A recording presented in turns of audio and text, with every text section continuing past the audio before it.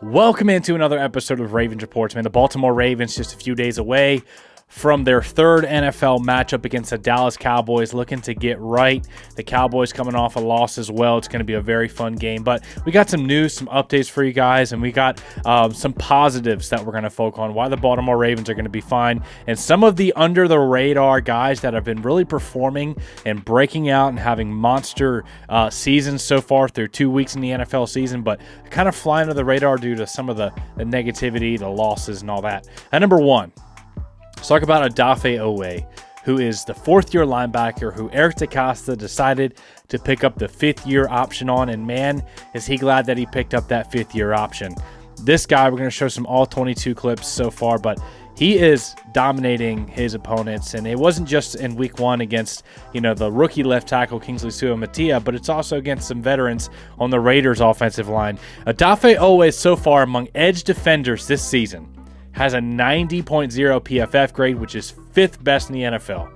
That's how dominant he's playing right now. And you can contribute that to a lot of his hard work and the coaching of Chuck Smith, who was brought in a few years ago to help coach up these pass rushers, who was a private pass rush coach, and has he made a difference in guys like Jadeveon Clowney having career years, Kyle Van Noy career year last year, Odafe Oweh with a big breakout so far this year, David Ojabo already has a sack on Patrick Mahomes, and so check out Odafe Oweh, 90.0 PFF grade, 2.5 sacks, which is tied for 8th in the NFL, and he's one of only 4 edge rushers with a 75-plus grade in both run defense and pass defense.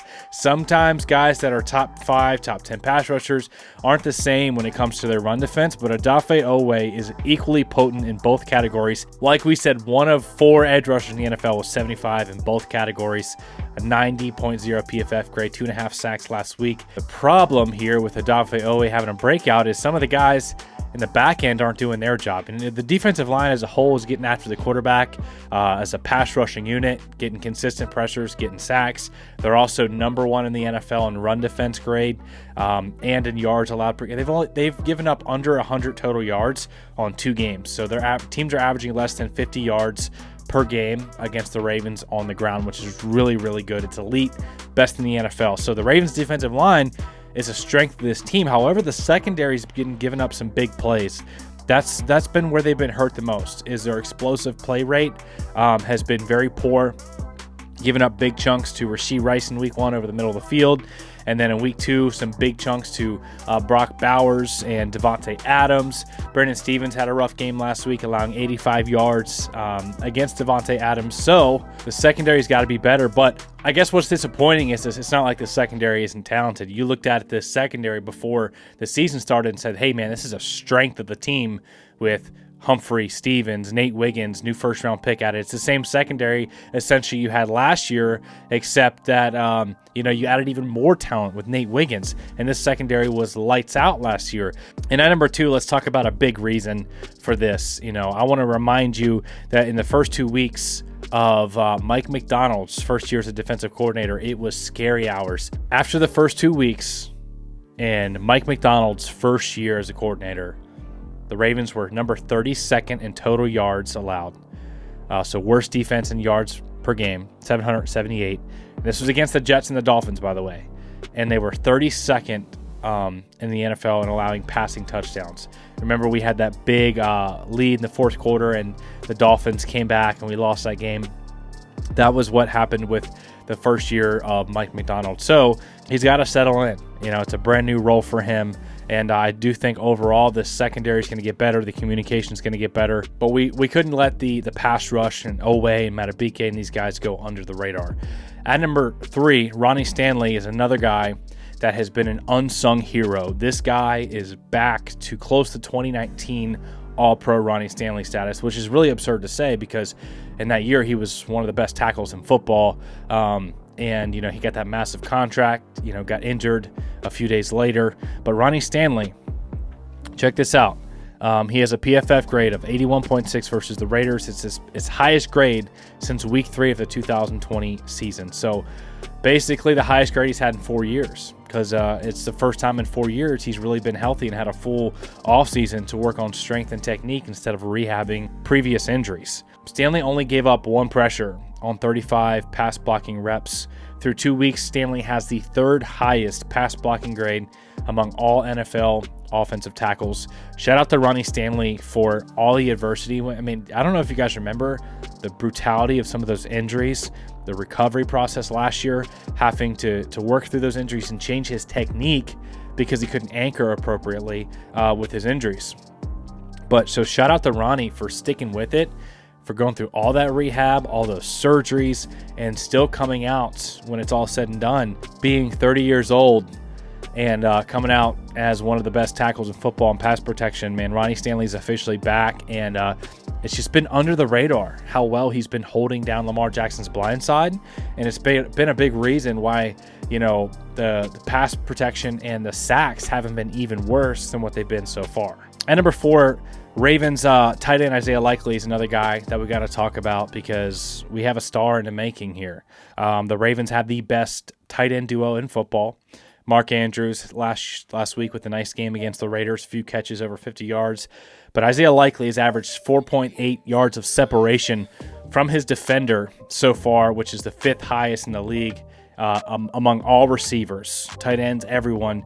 He's averaging 4.8 yards of separation, which is in the NFL is like, you know, wide open.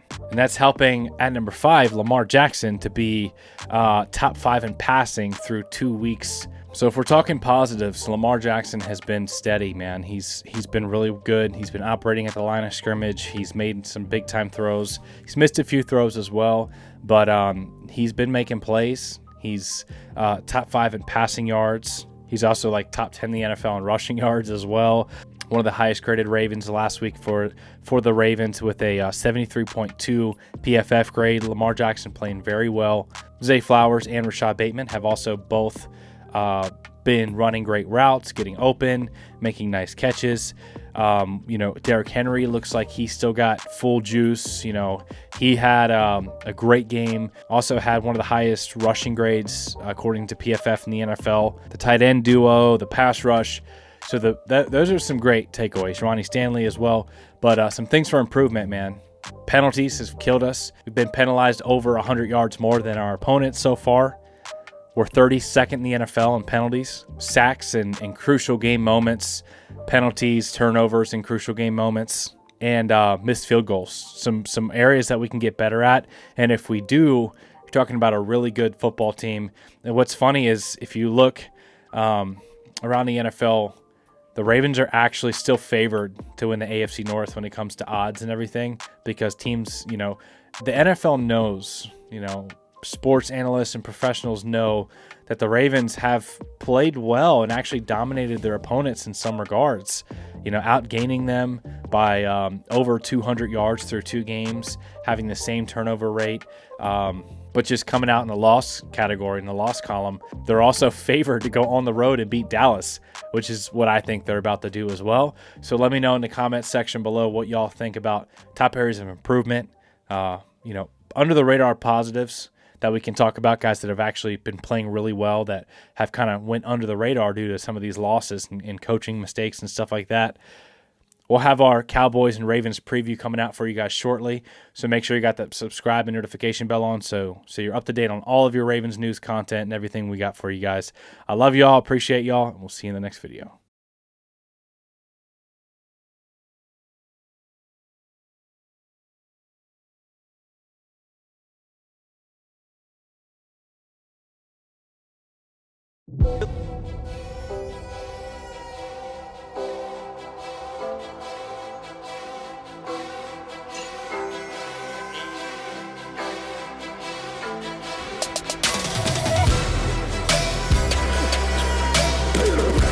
When he wasn't looking, he ran me over.